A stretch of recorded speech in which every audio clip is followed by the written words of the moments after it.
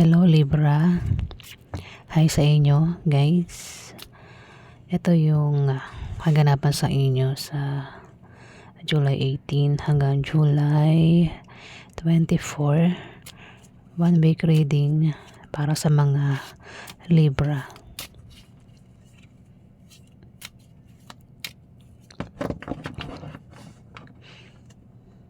Umpisa na natin.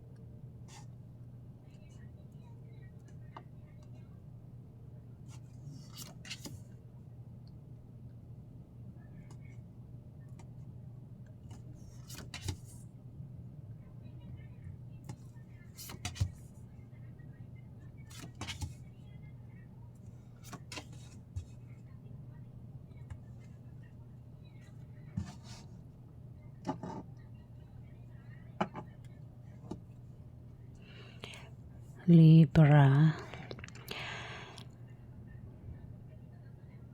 may magkakapera. Mukhang magkakapera kayo. At yung pera ay maaaring galing sa pangloloko. May manloloko dito. At may magkakapera. Yung panlolokong gagawin, pwedeng biro-biruin ka para magkapera siya. Ako namang paraan niya ng panloloko para magkapera at may magkakapera nga dito at may taong nakasuporta. Yung pera pwedeng galing sa'yo o kung kayo na pagaling yung pera, pwede naman galing ang pera sa asawa mo, ex mo, sa member ng pamilya mo. Ayan, taong nakasuporta lang dito. Manggagaling ang pera. Pero, para nga naman magkapera siya is gagamitan ng pangloloko. Ayan. At may asawa, meron kang asawang sign na bata sa'yo. Ayan. Pwedeng babae, lalaki, bakla o tomboy. Asawa mo siya. Nga lang hindi kayo magkasundo ng taong ito. Pwede problema ka sa kanya, Libra. Ayan, mukhang problema ka sa kanya sa isang sign na ito. Asawa mo daw. O ikaw yung siya yung problema sa'yo. Kasi may magbibigay ng problema dito. At mayroon ding earth sign. May Capricorn, Virgo, Taurus ang zodiac sign na third party. Siya raw ay third party. Libra.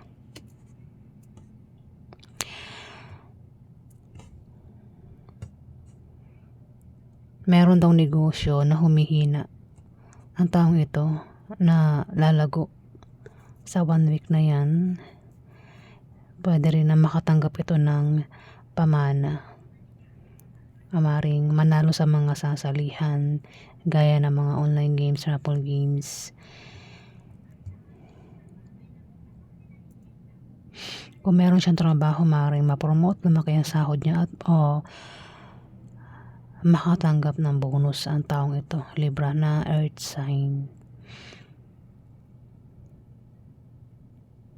Pwede rin na siya makatanggap ng pera galing sa'yo. Kasi may taong makatanggap ng pera dito eh. Yung nga lang, paraan siya parang loko-lokohin ka ba niya para magkapera siya. Ayan, biru-biruin, utu-utuin, Libra.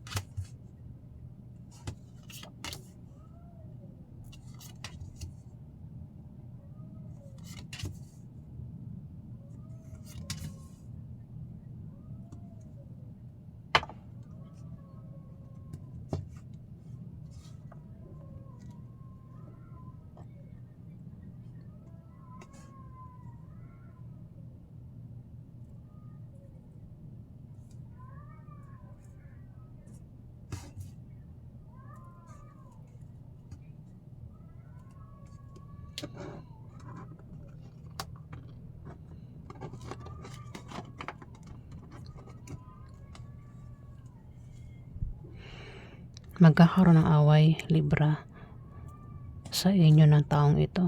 Kung hindi man ikaw yung mapaaway, silang dalawa mag-aaway. Itong Aries, Leo, Sagittarius at saka Capricorn, Virgo, Taurus, silang dalawa ay mag-aaway. Maaaring ang pag-awayan is patungkol sa blessing, o patungkol sa pera. May away talaga, away na pwedeng lumala yung away. Ayan, at depressed ang taong ito, depressed. Fire sign, asawa, mukhang asawa mo yung fire sign. Asawa mo ito, Libra. Depressed siya kung mag-aaway silang dalawa. Pwede rin naman na kayo yung mag-away nang dahil sa kanya, Libra. Siya yung third party, itong earth sign. At isa kang lalaking Libra. Kasi maaari nagpaparamdam, mukhang ex mo siya. Itong Capricorn, maaaring Virgo o Taurus, ex mo siya. O maaaring ito ay nililigawan mo. O maaaring ito ay pwede rin nanay mo siya. Hindi ko alam kung anong relasyon mo sa kanya, Libra. Binibigyan mo siya ng pwedeng pera. At itong fire sign ay hindi niya gusto itong ginagawa mo sa kanya, na binibigyan mo siya ng kung ano man binibigyan mo sa kanya, Libra. At dito may papayuhan, may papayuhan, pwedeng payuhan mo silang dalawa o payuhan mo yung yung asawa mo magpapayo sa'yo, Libra. Basta may tao magpapayo dito ba. Ayan, alamin natin yung outcome.